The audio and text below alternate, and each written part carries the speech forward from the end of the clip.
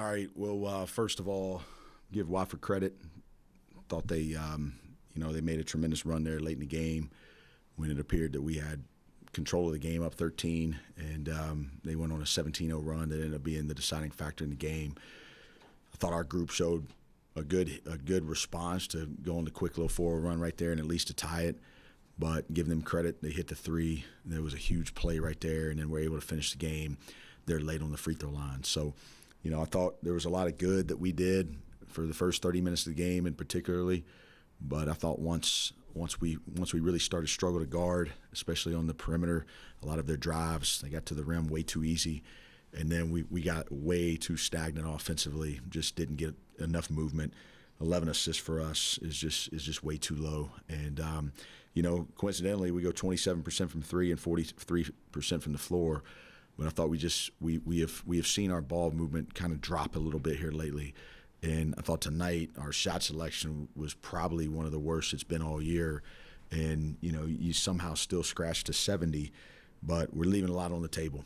And, we can come up with a bunch of different reasons. We got a ton of guys out, and two more went out tonight. They couldn't finish the game, and my heart breaks for those guys.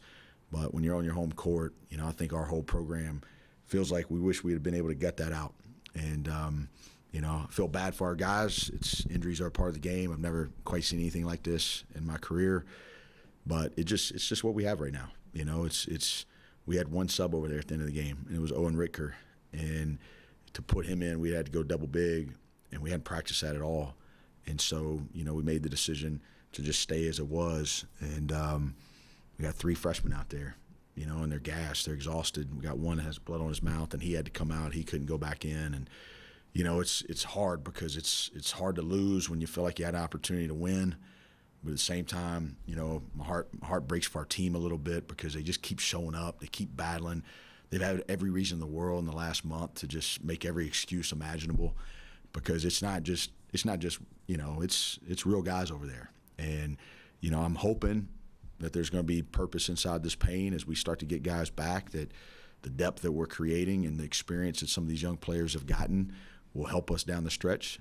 Because at this level, that's really all that matters, is what happens down the stretch. And all these games are, playing for seeding and then trying to figure out what the best version of your team looks like.